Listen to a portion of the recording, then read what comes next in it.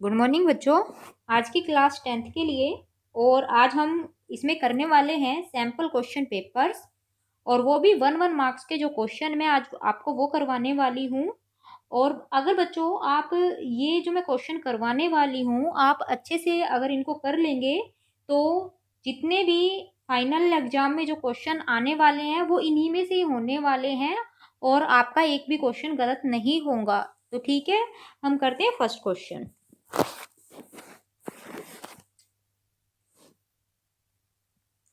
Number 1, write the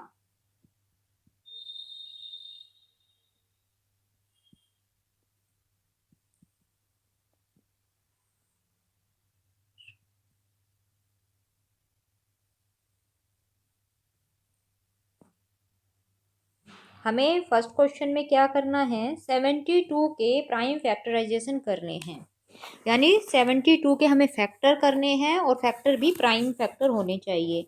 तो हमें क्या करना है, यहाँ सिंपल हमने वैसे भी छोटी क्लासों में सीखा हुआ है फैक्टराइजेशन करना। तो क्या करना है, 72 के फैक्टर करने हैं। तो पहले ये 2 की टेबल पे जा रहा है, फिर 36 आया, फिर देखो ये किसी की टेबल से जा रहा है तो फिर ये 2 की टेबल से जा रहा है, यहाँ 18 आया, 18 फिर 2 से डिवाइड करेंगे तो 9, 9 को 3 से डिवाइड करेंगे तो 3। तो जो हमारा 72 है उसको हम क्या लिख सकते हैं, 2 इंटू 2 इंटू 2 इंटू 3 इंटू 3। तो 72 के ये तुम्हारे हो गए प्राइम फैक्टर। ठीक है, अब इसका देखिए सेकंड जो क्वेश्चन है, हमारे पास एक नंबर है 0.32, ये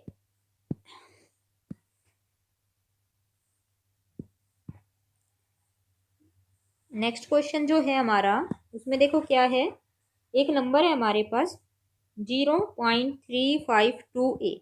ठीक है, इसको हमें एक्सप्रेस करना है p/2 की पावर m इंटू 5 की पावर n में, यानी इस नंबर को इस फॉर्म में कन्वर्ट करके लाना है, फिर कंपेयर करना है। हमें p की वैल्यू बतानी है, m की वैल्यू बतानी है और फिर n की वैल्यू बतानी है। तो देखिए इसको क्या कैसे सोल्व करेंगे। अगर ये क्वेश्चन आता है आपके एग्जाम में तो आपको ये करना है कि पहले जो ये पॉइंट लगा हुआ है इसको हटा देंगे। तो 3528 अपॉन में हम क्या लिखेंगे, 1000 एंड 0। ये जो पॉइंट था ये मैंने खोल दिया है। इसके बाद ये जितना भी इसको काट सकते हो इसको काट लो। तो पहले मैं इसको 2 की टेबल से देखो काट रही हूँ। तो ये अपना हो गया 500 एंड 0। ऊपर वाला भी 2 से जब मैं काटूंगी, 2 1 जा, 2 7 जा, 2 6 जा एंड 2 4 जा 8। ठीक है, फिर ये 2 की टेबल से फिर से कट रहा है। नीचे वाला जब 2 की टेबल से काट रही हूँ तो ये आ रहा है 2500। इसको भी जब मैं 2 से काटती हूँ तो 2 8 जा एंड 2 8 जा 16 एंड 2 2 जा। अगेन ये कट रहे हैं, फिर से हम इसे काट लेंगे। नीचे वाला 2 से जब इसको काटती हूँ, 2 1 जा, 2 2 जा 4, 2 5 जा 10 एंड 0। और ये वाला भी हमारा 2 की टेबल से कट रहा है, 4 4 एंड 2। अब जो ये नंबर आया नीचे वाला तो 2 की टेबल से कट रहा है, लेकिन ऊपर वाला सॉरी यहाँ 1 आएगा। ऊपर वाली जो टर्म है ये हमारी 2 की टेबल से नहीं कट रही है, ये किसी भी नंबर से नहीं कट रहा है। तो इसको हम क्या लिख सकते हैं, देखिए इसको हम कंप्लीट लिख सकते हैं 441 अपॉन में 1250। ठीक है, अब अब हमें कंपेयर करना होगा इस वाले नंबर से, लेकिन अभी ये कंपेयर नहीं हो रहा है क्योंकि जो नीचे वाला 1250 है इसके अभी फैक्टराइज हो रहे हैं। तो पहले हम इसके फैक्टराइज करेंगे और देखिए इसको हम क्या लिख सकते हैं, फिर इस नंबर को लिखेंगे 441 अपॉन में जो 1250 है इसको फैक्टराइज करके इसको लिख सकते हैं 2 into 5 into 5 into 5 into 5 into 5। तो बेटा ये फैक्टराइज इसके तुम कर लेना। तो ये हमारा आ रहा है 441 अपॉन में 2 की पावर 1 इंटू में 5 की पावर 4। जब इतना हो जाए उसके बाद इसको कंपेयर किससे करना है, इसको हमें करना है इससे p अपॉन 2 की पावर m एंड 5 की पावर n। तो जब मैं कंपेयर कर रही हूँ तो जो मेरा P है, P की वैल्यू तो हो गई है P equal to 441, M equal to आ गया है 1 एंड N इक्वल टू आ गया है 4। ये इसका होगा आंसर। ये बिल्कुल सिंपल है, सिर्फ तुम्हें यहाँ जो भी नंबर होगा उसको कट करना है, जिस भी टर्म से कटेगा, और फिर P, M और N को कंपेयर करके यहाँ उनकी वैल्यू निकालनी है। ठीक है,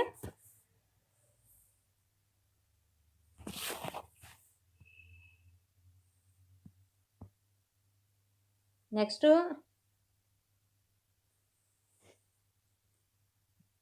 अगला है फाइंड द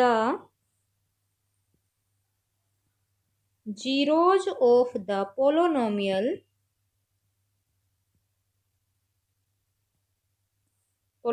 है हमारी x square minus x minus 6। तो ठीक है, इसके हमें फैक्टर करके यहाँ जीरोज पता करने हैं। तो कैसे करते हैं, एक्स स्क्र के साथ कुछ नहीं है तो 1 लगा लेंगे, -6 को जब 1 से करेंगे मल्टीप्लाई तो -6 हुआ। तो हमें दो नंबर ऐसे चाहिए जिनका मल्टीप्लाई तो -6 आए और प्लस माइनस करने पर माइनस का 1 बचे। ठीक है, तो ऐसा कौन सा नंबर होता है, -3 और 2 ले लें, क्योंकि -3 को 2 से मल्टीप्लाई करती हूँ -6 आता है और इनको ऐड करती हूँ तो -1 बनता है। तो ये फैक्टराइज तो वैसे भी तुमने छोटी क्लासों में सीख ही लिए हैं और आते भी होंगे आपको। तो ये मैंने x square minus x minus 6 को लिख दिया x square -3x plus 2x minus 6।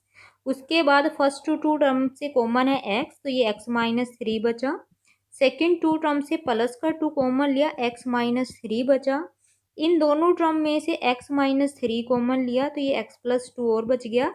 तो अब हमारे तो जो दो जीरोज हैं वो कौन कौन से हैं, एक तो आ गया x इजकल टू 3 और दूसरा आ गया x इजकल टू -2। जो दो जीरो की ये बात कर रहा है वो हमारा 3 और -2 होगा। अब हम करेंगे इसका अगला क्वेश्चन, देखिए फोर्थ। ये बच्चे 1 मार्क्स के ही क्वेश्चन है, इनको ज़्यादा बड़ा तुम्हें करके दिखाने की जरूरत नहीं है। अगला है write a solution of equation 3x plus 3y equal to -6। इसका एक हमें सॉल्यूशन देना है, सिर्फ 1 सॉल्यूशन देना है। तो हमें यहाँ क्या करना है, इसके बहुत सारे सॉल्यूशन हो सकते हैं, इसके सिर्फ यहाँ इसने 1 पूछा है। तो उसके लिए क्या करना है, आपको किसी भी एक वैल्यू की जगह, मैंने x की जगह मैंने 0 रख लिया, मतलब यहाँ या तो x की जगह कोई एक नंबर रख दो, वो नंबर कुछ भी हो सकता है, 0 1 2 प्लस माइनस कोई भी नंबर। ठीक है, और इसमें पुट कर देंगे इक्वेशन में और वो दूसरा नंबर, दूसरी जो वेरिएबल है उसे फाइंड आउट कर लाएंगे। तो इस वाली मैंने इक्वेशन में x की जगह जब मैं 0 रखूंगी तो 3 इंटू 0 प्लस 3 इंटू में y इक्वल टू -6। 3 को 0 से मल्टीप्लाई करा, 0 ही हो गया। तो ये हमारा बना 3y equal to -6, y equal to -2।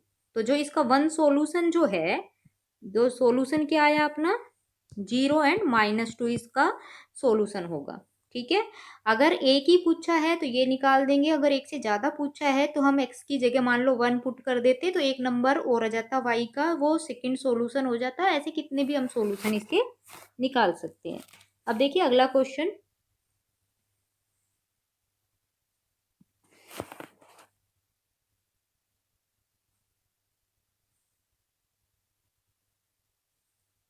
अगला है हमारा इफ 1/2 is a root of the equation है x square plus k x -5/4 equal to 0, then find the value of k की यहाँ वैल्यू हमें निकालनी है और 1/2 इसका एक रूट है। तो अगर इस इक्वेशन का 1/2 इसका रूट है तो इस इक्वेशन को करेगा सेटिस्फाई करने का मतलब होगा x की जगह तुम्हें 1/2 रखना है। तो ये हो गया 1/2 स्क्र प्लस में k इंटू 1/2 माइनस का 5/2 इक्वल टू 0। तो यहाँ पर हमें इसको सोल्व करना है और फिर के की वैल्यू निकालनी है। तो 1/2 का स्क्वायर हो गया 1/5, ये हो गया k/2 माइनस का 5/4 इक्वल टू 0। k/2 को इधर ही रख लेते हैं। 5/4 साइड चेंज करी प्लस 1/4 हो गया माइनस, एलसीएम लिया 4, तो ये हो गया 5 - 1 यानी 4/4। तो k/2 equal to 1, then k is equal to अपना आ गया 2। तो ये हो गया है इसका answer. Next,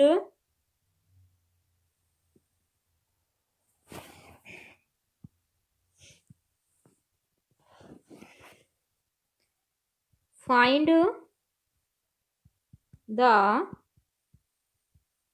common difference of the AP whose nth term as 7 - 3n। तो इस क्वेश्चन में हमें nth टर्म दे रखी है, यानी कि an गिवन है 7 - 3n, और हमें कॉमन डिफरेंस यहाँ निकालना है। डिफरेंस, कॉमन डिफरेंस मतलब d निकालना है। तो देखिए हमें पता है कॉमन डिफरेंस कैसे निकलता है, second term minus first term. तो पहले हम फर्स्ट और सेकेंड टर्म निकालते हैं और फिर उनका करते हैं माइनस। इसके लिए मैंने n की जगह 1 रखूंगी एक बार और एक बार 2। जो मैंने 1 रखा n की जगह, तो 7 - 3 बना 4 हो गया, और जब मैं 2 रख रही हूँ n की वैल्यू, तो 7 - 3 इंटू 2 6 हो गया, ये 1 आ गया। अब मुझे निकालना था कॉमन डिफरेंस d होता है second term minus first term. Second term का जो आंसर है 1 है और फर्स्ट टर्म का है 4, तो माइनस करेंगे तो -3 हो गई है हमारा कॉमन डिफरेंस। ठीक है बच्चों, अगर अभी तक आपने मेरा चैनल सब्सक्राइब नहीं किया है तो प्लीज़ चैनल को लाइक, शेयर और सब्सक्राइब कर लीजिए। और अब हम बढ़ते हैं अपना अगले क्वेश्चन के ऊपर। ठीक है, तो देखिए next question,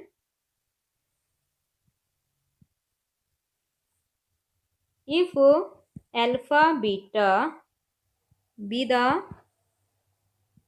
zeros of polynomial, polynomial है हमारी 2x² - 5x + 7, फाइंड। ये क्वेश्चन इंपॉर्टेंट है, इस तरीके के क्वेश्चन आपसे पूछे जाएंगे फाइनल में, तो ये अच्छे से आप समझ लीजिए।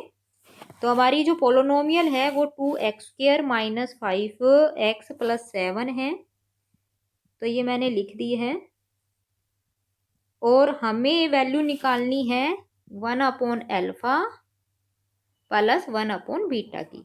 तो हमें क्या करना होगा इस क्वेश्चन में, जो अपना 1/α और 1 जो बीटा है पहले उसको सोल्व करना है। क्या करना, मैंने एलसीएम लिया, तो ये अल्फा इंटू में बीटा, इनका एलसीएम हो गया, और ये बीटा प्लस अल्फा बच गया, यानी मेरे पास हो गया अल्फा प्लस बीटा अपॉन में अल्फा इंटू बीटा, यानी 1/α + 1/β को मैं लिख सकती हूँ अल्फा प्लस बीटा अपॉन में अल्फा बीटा। तो देखिए जो ऊपर वाला है ये तो हो गया सम ऑफ द रूट, और नीचे वाला हो गया वो हो गया प्रोडक्ट ऑफ द रूट। तो मुझे पता है सम ऑफ द रूट निकालने का जो फॉर्मूला होता है पोलोनोमियल से, वो माइनस का b/a होता है। यहाँ जो है b की वैल्यू है -5 और a की वैल्यू है 2, तो हमारा आ गया ये 5/2। फिर प्रोडक्ट ऑफ द रूट का फॉर्मूला होता है c/a। c की वैल्यू इस क्वेश्चन के अकॉर्डिंग 7 है और a की वैल्यू है 2, तो ये 7/2 हो गया। तो बस उसके बाद हमें क्या करना है, जिसकी वैल्यू निकालनी है उसमें इसकी वैल्यू बस पुट करेंगे। 1/α + 1/β को हम लिखेंगे अल्फा प्लस बीटा अपॉन में alpha beta. Sum of the root आया था 5/2 और प्रोडक्ट आया 7/2, 2 से 2 कट गया, तो अपना जो आंसर बचा वो 5/7 हो गया है। अब देखिए नेक्स्ट क्वेश्चन, जो नेक्स्ट क्वेश्चन है वो भी आपका इम्पोर्टेंट ही है, वो भी आप अच्छे से समझेंगे। Find the value of k for which, हमारी एक पोलोनोमियल है 4 - में k into x² 2k plus 4 into x 8k plus 1 equal to 0 is a perfect square. ये जो टर्म है ये एक परफेक्ट स्क्वायर बना रही है। तो देखिए जब भी हमारे कोई परफेक्ट स्क्वायर होता है जैसे हमारी जनरल इक्वेशन ये होती है, तो ये कब परफेक्ट स्क्वायर बनेगी, अगर B square minus 4ac equal to अगर 0 आएगा तो ये परफेक्ट स्क्वायर हमारा बनाएगी। तो यहाँ से अगर ए बी सी की वैल्यू कंपेयर करें तो ये हमारा ए हो गया, ये बी हो गया, ये सी हो गया। फिर सिर्फ इस फॉर्मूले में हमें यहाँ रखना है और के की वैल्यू निकालनी है। तो जो हमारी बी की वैल्यू है वो 2k प्लस में 4 है, तो ये बी स्क्वायर कर दिया। 4 ए की वैल्यू है 4 माइनस के और बी की वैल्यू है 8k प्लस 1। इसको बस सोल्व करना है और के की वैल्यू निकालनी है। ठीक है, तो फॉर्मूला ये खोल दो, ये हो गया 4k square plus 16 plus 2ab करोगे तो 8 सॉरी ये आएगा अपना 2ab 16k बन रहा है। ठीक है, अब ये मैं माइनस भी खोल देती हूँ और 4 से मल्टीप्लाई कर देती हूँ। -16 प्लस में 4k ओके, और इनटू में माइनस मेरे को बाद में खोलना चाहिए था यहाँ पे। देखिए इसको पहले ये फॉर्मूला खोल लेंगे तो ये हो गया a square plus b square plus में 2ab माइनस का, अभी मैं इनको आपस में 4 बाहर रख लेती हूँ, इन दोनों को आपस में मल्टीप्लाई कर देती हूँ। 8k से पहले इन दोनों टर्म को करूँगी, 32k माइनस में 8k स्क्वेयर, 1 से जब मल्टीप्लाई कर रही हूँ 4 माइनस में k equal to 0, 4k square plus 16k minus 4 से अंदर मल्टीप्लाई में कर देती हूँ इसको, तो -4 से जब 32 को करा 128k माइनस का प्लस का 32k स्क्वेयर माइनस का 16 और प्लस का 4k। अब जो कटेगा वो काटेंगे, नहीं तो एडजस्टमेंट करेंगे, कोई ऐड वगैरह हो रहा होगा तो अपना यहाँ 16 से 16 कट हो रहा है, बाकी अभी यहाँ और कोई टर्म कैंसिल नहीं हो रही है।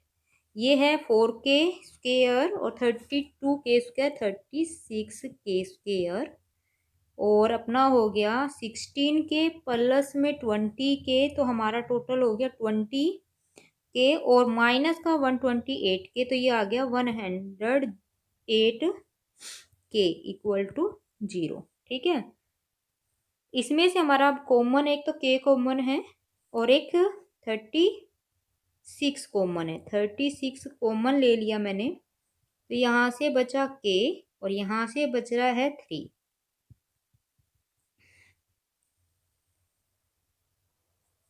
और अब अलग अलग इनको 0 के इक्वल रख के मैं k की वैल्यू निकालूँ तो 36 तो 0 के इक्वल हो नहीं सकता, इसका मतलब k 0 है या फिर k माइनस 3 इक्वल टू 0 है। तो k की वैल्यू एक तो 0 आएगी या फिर k की वैल्यू आएगी 3, ये दो आंसर इसके हो जाएंगे। ठीक है, अब हम करेंगे नेक्स्ट क्वेश्चन।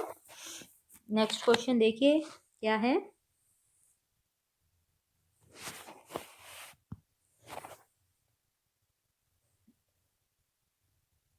इफ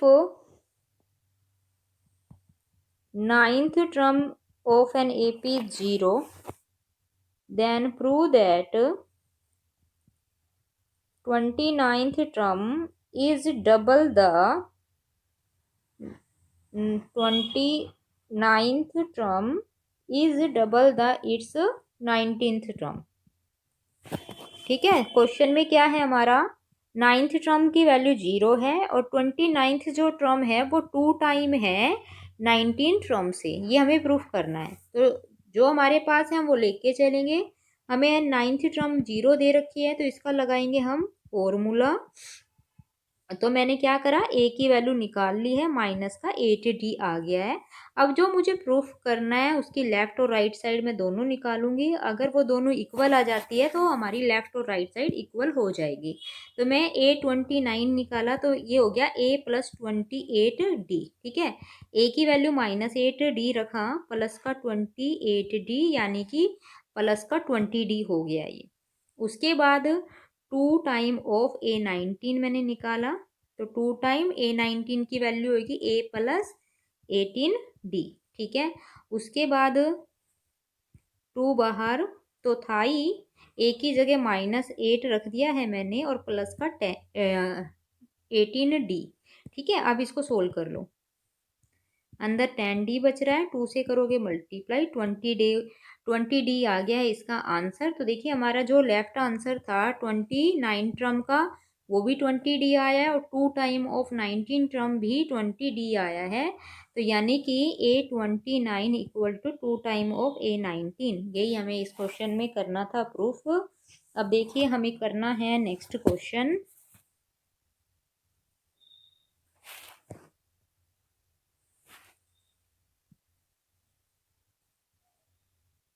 नेक्स्ट है find the image of the point, find the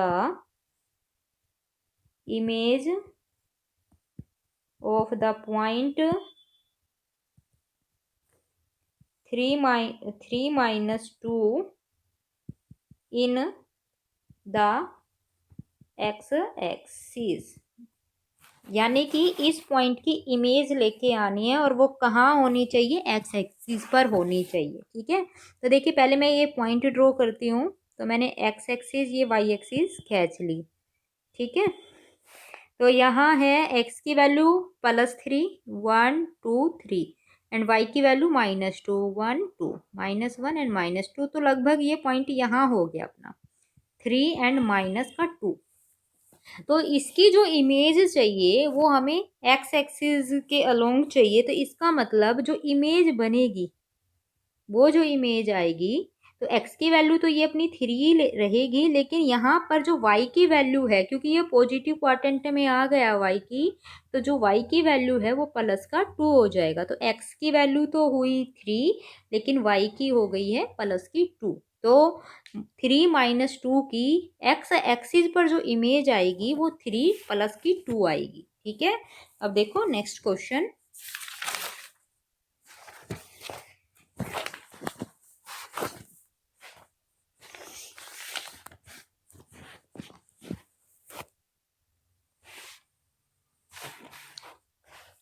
देखिए बच्चों, अगला जो क्वेश्चन है उसमें हमें एक फिगर गिवन है।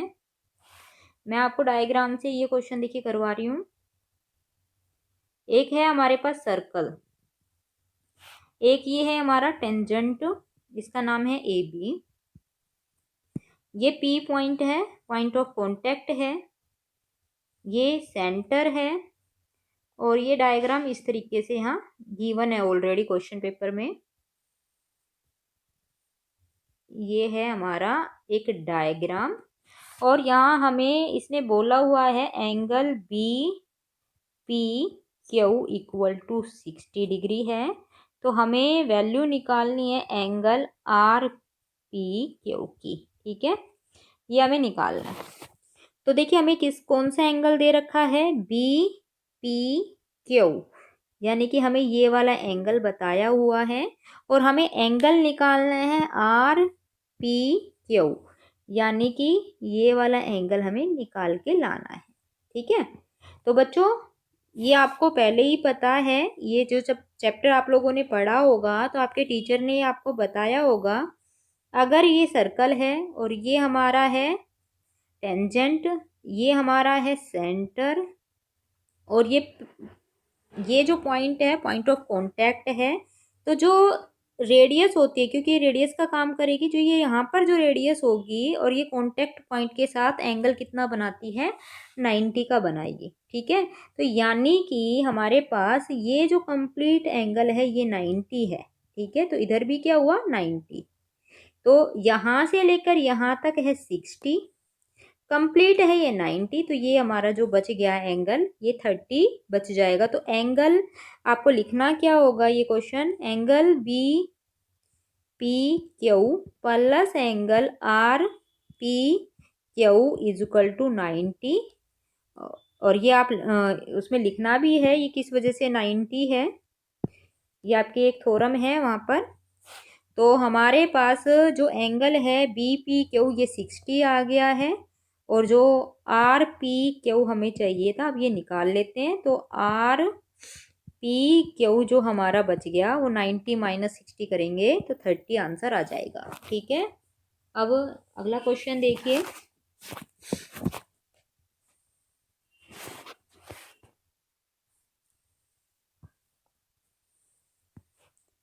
नेक्स्ट जो क्वेश्चन है उसमें है अपना डिटरमाइन, बहुत इजी क्वेश्चन है ये भी। Determine the value of the altitude